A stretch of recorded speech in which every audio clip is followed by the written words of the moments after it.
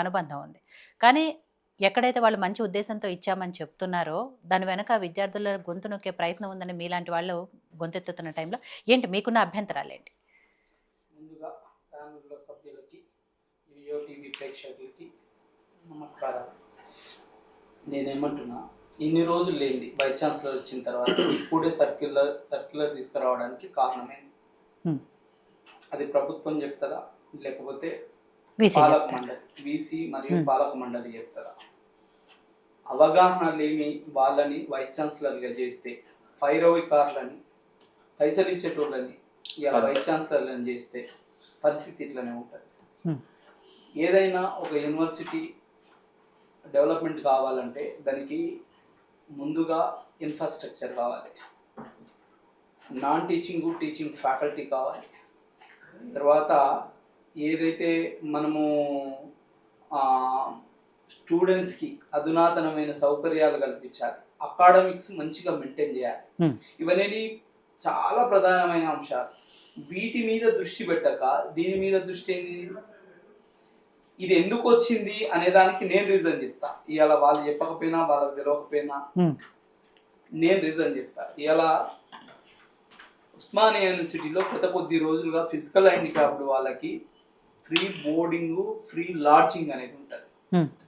అయితే వాళ్ళు ఒక కాలేజ్కి ఏమో ఫ్రీ బోర్డింగ్, ఫ్రీ లాడ్జింగ్ ఇచ్చిండ్రు, సైన్స్ కాలేజ్, ఆర్ట్స్ కళాశాలకి. ఈ వీళ్ళు ఎవరైతే ఫిజికల్ హ్యాండిక్యాప్డ్లో ఉన్న ఈ 10 మంది ఒక నెల 15 రోజుల నుంచి తిరుగుతూనే ఉన్నారు. నువ్వు ఏం చేయాలి? అయితే ఆర్ట్స్ కాలేజ్ ప్రిన్సిపాల్కి ఆర్డర్ చేయాలి, లేదా నీ జేబులకు వెళ్ళినా తీసేయాలి, లేదా యూనివర్సిటీ ఫండ్లకు వెళ్ళినా తీసేయాలి. ఒక వాళ్ళ దగ్గర కనిపించిన వివక్ష ఏదైతే ఉందో, ఒక కాలేజీ ఇస్తుంది, ఒక కాలేజీ ఇస్తలేదు, మాకు కూడా ఒక కాలేజీ ఏదైతే ఇచ్చిందో ఆ కాలేజీ లాగా ఇవ్వమని పోతే ఆ సమస్యను పరిష్కరించలే. ఆఖరికి చివరి రోజున ఏం చేసిన అంటే వాళ్ళు వీసీ ఛాంబర్లకు వెళ్ళి రిక్వెస్ట్ చేస్తూ అక్కడనే ఉండిపోతే వాళ్ళని తెల్లారి పొద్దున 6 గంటలకో 5 గంటలకో లిఫ్ట్ చేసి అరెస్ట్ చేసి వాళ్ళ మీద కేసులు పెట్టింది. ఇది ప్రధాన కారణం. విధులకు ఆటంకం కలుగుతుంది, ఇబ్బంది కలుగుతుంది అంటే నువ్వు స్టూడెంట్ యోగ్యమైన నిర్ణయాలు తీసుకో, నీకేమి ఇబ్బంది ఉంటుంది? ఏమన్నా ఆచరణ సాధ్యంగాని అమలు లేవని అడుగుతలేరు కదా. పట్టుమని 10 మంది లేరు, 10 లక్షల రూపాయలు కాదు, 1,00,000 రూపాయలే ఉంది కదా, ఇస్తే నీ కొంపె మునిగిపోతుంది. ఇలా మాలాంటి వాళ్ళ మీద అంటే కేసులు పెట్టిను అంటే అది వేరు. ఫిజికల్ హ్యాండిక్యాప్ల మీద ఏ రకంగా నువ్వు కేసులు పెట్టిను? దాని సారాంశమే ఇగో ఇది. ఇలా మా వాయిస్ మేము వినిపించుకోవడానికి మాకు హక్కు లేదా? ఇలా మనమే ఇగో ఇలా రాసుకున్నాం, ఇది బడ్జెట్ ప్రతులలో రాసుకున్నాం, భావ ప్రకటన స్వేచ్ఛ ఉంటుందని ఇలా రాసుకున్నాం. ఇదేనా భావ ప్రకటన స్వేచ్ఛ? మమ్మల్ని క్వశ్చన్ చేయొద్దు, ప్రిన్సిపాల్ దగ్గరికి రావద్దు, డీన్ ఆఫీస్కి రావద్దు, ఎగ్జామినేషన్ బ్రాంచ్కి రావద్దు, ఏదో అడ్మినిస్ట్రేటివ్ ఆఫీస్కి రావద్దు. మనం ఎక్కడికి పోవాలి? ఎవరిని అడగాలి? ఎవరు దీనికి రెస్పాన్సిబిలిటీ? ఎవరు చెప్తారు మరి దీనికి సమాధానం? మేము ఇబ్బంది కలిగినప్పుడే ప్రొటెస్ట్ చేస్తాం. ఇబ్బంది లేకపోతే ప్రొటెస్ట్ ఎక్కడిది? మరి ఈ సర్క్యులర్ తోటి పనే ఉంది. ఇవాళ టెక్నాలజీ హాస్టల్ సంబంధించి పెచ్చులు ఉన్నాయి, ఒక విద్యార్థికి అయింది. వాళ్ళు రోడ్డు మీద కూర్చున్నారు, న్యాయం కావాలి, అది ఒక న్యాయబద్ధమైనటువంటి డిమాండ్, హాస్టల్ కావాలని. అలాంటి అవే కదా అడుగుతారు అంటున్నారు విద్యార్థులు, వాళ్ళ మెస్ ఛార్జీల గురించో. నేను మళ్ళీ చెప్తున్నా, ఇక్కడ విద్యార్థులకు అక్కడ హాస్టల్ సమస్యలు లేదా అక్కడ ఉన్నటువంటి ప్రాథమిక సమస్యలు ఉండి అసలు మేము ఏ సమస్యలు వినము, మా అంతస్తులకు సంబంధించిన బిల్డింగ్లు లేవను, లేకపోతే మాకు ప్రత్యేకమైన కార్డులు కొనియమను, లేకపోతే ఇంకేవో కొనియమను అడుగుతలేరు. అది ప్రాథమిక సమస్య. నేనేమంటున్నా, నేను 10 మంది అని చెప్పినా కానీ 5 మంది ఉన్నారు. ఎవరు? ఆర్ట్స్ కళాశాల 5 మంది ఉన్నారు, ఎక్కువ లేరు. 5కి 5 లక్షల ఫీజు ఉంది. ఏం యూనివర్సిటీ భరించలేదా 5 లక్షలు? ఎన్నో విచ్చలవిడిగా ఖర్చు చేస్తున్నారు కదా. తీయమంటారా మీ అవినీతి? తీయమంటారా మీ వృధా ఖర్చు? తీయమంటారా మీ ఎవరి కోసం చాంబారు? చెట్టు కింద ఈ టెక్నాలజీ ఇప్పుడే చెప్తున్నాం మా దయాకర్, ఇలా టెక్నాలజీ అభివృద్ధి చెందింది. ఒక ఈ మొబైల్ చాలు, మరి ఇలా ఊక్కుని పరిపాలన చేయొచ్చు కదా. చాంబర్ ఎందుకు? ఏసీ గదులు ఎందుకు? మంచి కొత్త కార్లు ఎందుకు? సెక్యూరిటీ ఎందుకు? నీకు గతంలో సెక్యూరిటీ 8,000 రూపాయలకు పనిచేసిండ్రు, ఇవాళ సెక్యూరిటీ 16 32,000 పనిచేసి ఎందుకు ఈ హంగులు ఆర్భాటాలు లేనప్పుడు సర్దుకుందాం. ఇది ఇప్పుడు కానీ గుర్తుంచుకోవాల్సింది, మన విద్యనే విద్యార్థి కేంద్రీకృతమైన విద్య. విద్యార్థి లేకపోతే యూనివర్సిటీ ఎక్కడిది? ఫస్ట్ విద్యార్థి సమస్యల పట్ల స్పందించు, అంతే తప్ప కానీ నువ్వు ఇప్పుడు వస్తావా అప్పుడు వస్తావా, నువ్వు చెప్పిన టైంకే వస్తాం, మా ప్రాబ్లం సాల్వ్ చేయి, నువ్వు చెప్పిన ఏ టైం ఉందో ఆ టైంకే వస్తాం.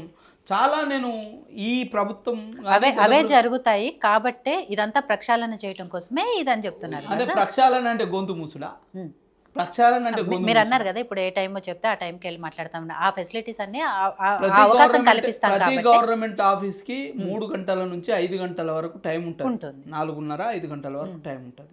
నేను ఏ ఆఫీస్ కన్నా పోని ఆ టైంలో వీళ్ళ మీటింగ్లు ఉంటారు, వీళ్ళకి మీటింగ్లు ఉంటాయి. ఎవరికి చెప్పుకోవాలి? యూనివర్సిటీ గోడలకు చెప్పుకోవాలన్నా, చెట్లకు చెప్పుకోవాలన్నా, రాళ్ళకి చెప్పుకోవాలన్నా, ఎవరికి చెప్పాలి? ఎన్నిసార్లు వస్తారు? గడిచిన 1.5-6 నెలల నుంచి పిహెచ్డి సబ్మిషన్ అయిపోయి ఉండి కూడాము థీసిస్ వైవా ఓసి కావడానికి కోసం తిరుగుతుండ్రు. నా రూమ్లో కూడా నేను ఉంటున్న రూమ్లో కూడా ఒక ఫిజికల్ హ్యాండిక్యాప్డ్ ఉన్నాడు. ఇలా వాళ్ళకు నువ్వు ఏం చేస్తున్నారు? మీకు అంత సహృదయ భావం ఉంటే యూనివర్సిటీ వైస్ ఛాన్సలర్కి 3.5 లక్షల జీతం వస్తుంది, 1 లక్ష ఒక విద్యార్థి వెళ్ళిపోతాడు కదా. నీకు అంత సహృద్భావం ఉండి యూనివర్సిటీ బాగుపడాలనుకుంటారు కదా, కాంట్రిబ్యూట్ చేయండి. మీరు 200 మంది ఉండరు కదా, మనిషికో ₹1,00,000 కాంట్రిబ్యూట్ చేసి 200 మంది 2 కోట్ల రూపాయలు ఆడబెట్టు. ఇట్లనే ఎవరన్నా అడిగితే పేద ఎవరన్నా ఉంటే వాళ్ళకి ఏమైనా హెల్ప్ చేద్దాం. అది లేదు. ఇప్పుడు ఏంది? మా గొంతు నొక్కాలి, గవర్నమెంటు అడుగులకు అడుగులు వత్తాలి. ఇది ఎంతవరకు? నువ్వు కూడా ఎక్కడి నుంచి వచ్చినావు? అక్కడి నుంచి వచ్చినావు కదా. నువ్వు వచ్చింది ఎక్కడి నుంచి అంటే నీకు ఇప్పుడు ఇవాళ కోటు రాగానే సూటు, తెల్ల షర్టు మీద సూటు రాగానే మారిపోయిందా వ్యవస్థ? నీ లెక్క వ్యవస్థ మారిపోయిందా? అందరూ నీ లెక్క బాగా డబ్బులు ఉన్నోళ్ళ? అంటే నీ జనరేషన్ 2వ జనరేషన్ కావచ్చు. ఇలా ఐఐటి ఎన్ఐటీలలో చదివిపించే మీ స్థాయి మీ తల్లిదండ్రులకు ఉండొచ్చు, ఇలా వైస్ ఛాన్సలర్ తల్లిదండ్రులకు ఉండొచ్చు. మా తల్లిదండ్రులకు ఎవరికి లేదు. ఇప్పుడిప్పుడే వస్తున్నాం కదా. ఇప్పుడు మా జాతుల నుంచి వచ్చినోడే మా గొంతు నొక్కేస్తే గతంలో వైస్ ఛాన్సలర్ అదే పని చేసిండు. ఏదైతే బీసీ సామాజిక వర్గాల నుంచి వచ్చిన అనుకున్న వైస్ ఛాన్సలర్ అదే పని చేసిండు, నువ్వు అదే పని చేస్తున్నావు. ఇంకా కొత్తగా ఏం చేస్తున్నావు మీరు? మీకు మీకు మీకు సత్వ ఉంటే, మీలో కాలిబర్ ఉంటే మా మీద కాదు నువ్వు చూపించాల్సింది. అలా యూనివర్సిటీకి 3 ఏళ్ల కింద ఎస్టిమేటెడ్ బడ్జెట్ 1,200 కోట్లు, ఇప్పుడు అది 1,800 కోట్లకై ఉంటుంది. ఒక 1000 కోట్లు పట్టుకరా గవర్నమెంట్ నొప్పించి, 1000 కోట్లు పట్టుకొచ్చి నీ సత్వా చూపించి ఇవ్వాలి. అడిగిన ఫెసిలిటేట్ చేసి విద్యార్థి కాలేజీకి రాకపోతే ఎందుకు వస్తలేవని అడుగు, విద్యార్థి చదవకపోతే ఎందుకు చదువుతలేవని అడుగు. వీటి పట్ల నీకు శ్రద్ధ ఉండాలి. కానీ గతంలో వైస్ ఛాన్సలర్ కూడా అదే పని చేసిండు. బీసీ కాదు, వాచ్మెన్ డ్యూటీ చేసిండు పోయి గేట్ల కాడ. ఏం పని నీకు వాచ్మెన్ డ్యూటీ చేస్తావా? నువ్వు అకాడమిక్స్ కాపాడుతావా? రైట్. రామ్మూర్తి గారు, ఆ సర్క్యులర్ ఎందుకు ఇవ్వాల్సి వచ్చింది అనేది దయాకర్ గారు చెప్పారు. ఓయూజేఏసీ నాయకులుగా అంటే అక్కడ ఉస్మానియా విద్యార్థుల అభ్యంతరాలు ఏంటి అనేది శంకర్ గారు చెప్పారు. ఇక్కడ బీఆర్ఎస్